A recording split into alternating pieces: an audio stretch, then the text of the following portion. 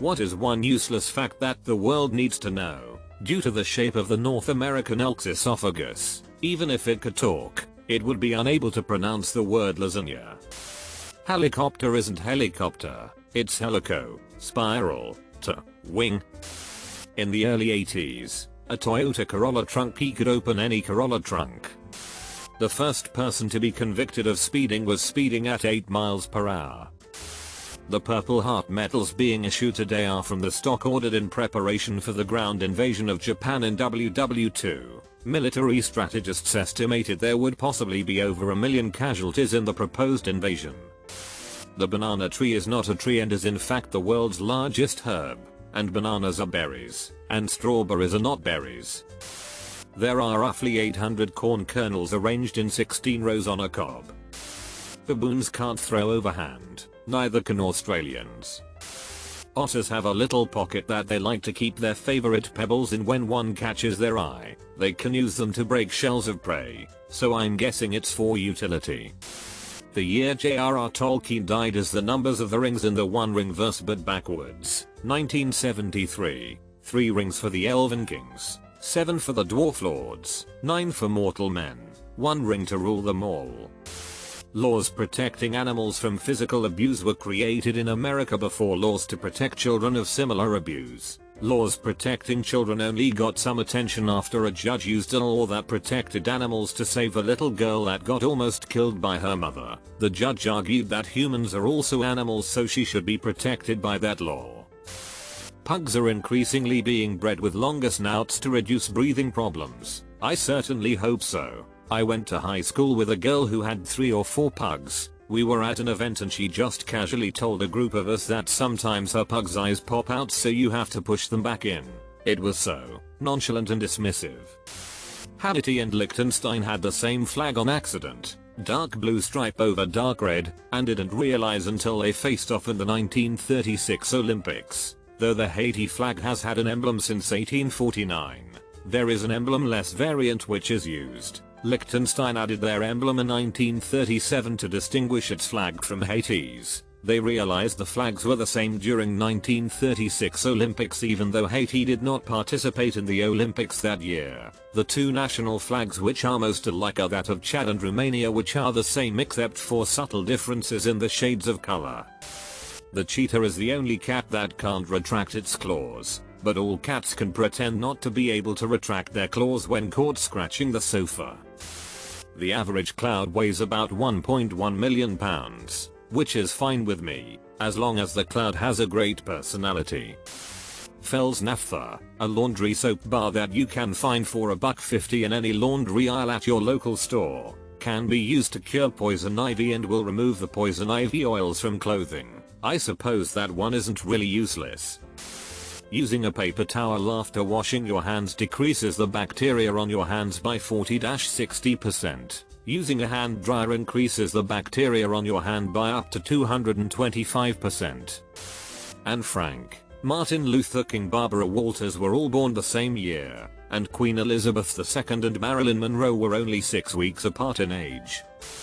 My bird snores at night sometimes and it's really cute. Bird deep breathing when they sleep is the cutest thing ever. I once was lucky enough to be near my cockatiel while she was sound asleep and, I assume, was dreaming of food. She has specific little squeak she does when she gets treats or her food refilled, and she was doing that in her sleep along with what can only count as deep 100-gram breaths. At the busiest times of the day there can be as many as 1 million people in the air in airplanes at a given time. There's more of a chance you can die by getting hit by lightning than there is dying in a plane crash. And yet I'm still terrified to get on one. We're disproportionately sensitive to vertical acceleration. What you feel like an enormous drop. Think Armageddon, we're gonna fall off the sky is actually just a blip in the aircraft's altitude. Say the plane dropped as much as 2 meters in altitude. It still has a good 10,000 to go. Also playing flight sims, and mostly Kerbal Space Program, helped me understand that an aircraft can bank past 45 degrees and keep climbing. Even at low altitude, it may feel like you're on a tether that could snap any second, but modern flight relies on very robust principles. Then again, nothing I'll say will magically cure your fear of flight. It's up to you to find what exactly your fear is and face it. George Washington never knew dinosaurs existed. Thomas Jefferson didn't know that extinction was a thing and believed mastodon were still roaming the earth in parts of America unexplored by white men. He had seen mastodon bones and assumed there must still be living ones as well as the dead ones he had seen. When the Lewis and Clark expedition was sent out westward, Jefferson asked them to look for mastodons. Nobody would see you get sucked into a black hole. To them, you just stop at the event horizon and proceed to become more and more shifted until you disappeared. Useless now, but maybe not so useless in the future. Interesting. Why is that? Because at the event horizon, light either orbits or enters the black hole, at which nothing can escape, which means any light produced by or reflected by you, in turn whatever is making you visible in the first place, will either orbit the black hole or be swallowed by it. Basically, once you hit the event horizon, you enter the black hole. Nothing really changes for you assuming it's a supermassive black hole, but for everyone outside of it, any light coming from you stops at the event horizon, and the redshifting comes from light waves being stretched to an infinitely long wave of light, causing the redshift. At some point the remaining light will either lose its energy and disappear or be sucked into the black hole. That's as far as I understand it, at least. Sharks have been around longer than Saturn's rings. If you removed all of the empty space between the atoms in the average sized human body, it would be condensed down to the tip of a ballpoint pen. My brother's girlfriend had a pet bat. I learned that bats, or at least this species, purr somewhat like cats when petted. Knitting is considered Turing complete, as it's essentially a 2-register bit counter. With some fancy things like shifting with cables, you could solve literally any decidable math problem in the world with 2 needles and an infinite amount of string. Blobfish aren't actually ugly. That picture on the internet is it suffocated and they're dying from not being at the right pressure. Cows moo with regional accents.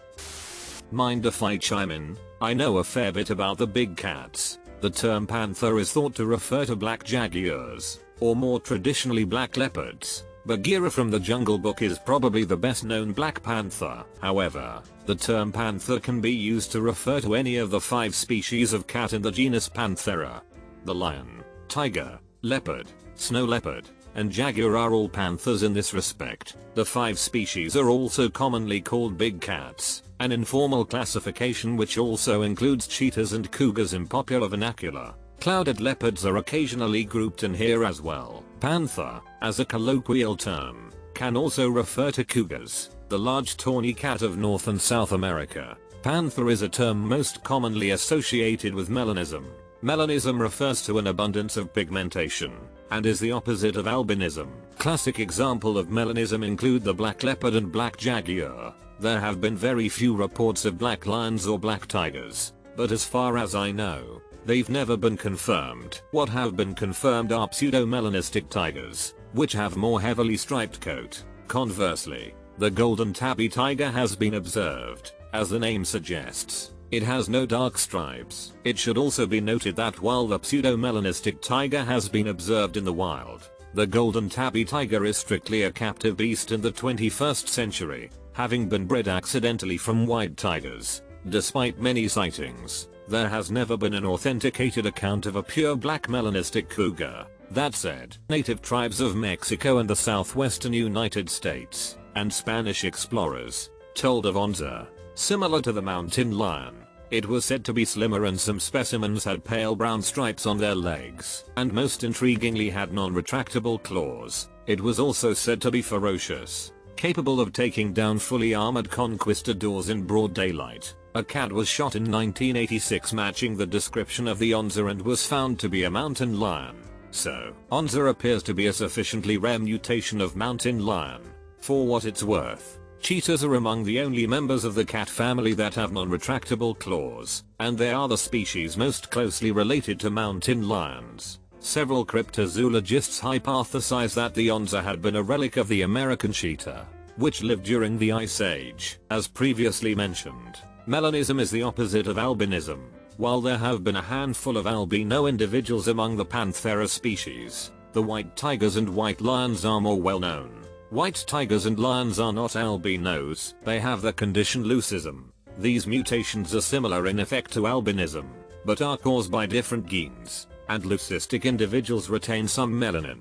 White tigers have chocolate brown stripes and blue eyes, compared to the red eyes characteristic of albino individuals. So-called stripeless white tigers have been reported. White lions have a broader range of color, appearing anywhere from blonde to white. Finally, there is the king cheetah. Similar to the pseudo-melanistic tiger, king cheetahs have a majestic coat that features bars and stripes as opposed to the polka dot pattern characteristic of cheetahs. When originally discovered, they were believed to be hybrids of leopards and cheetahs. Conversely, there exists a single known specimen of a spotless cheetah.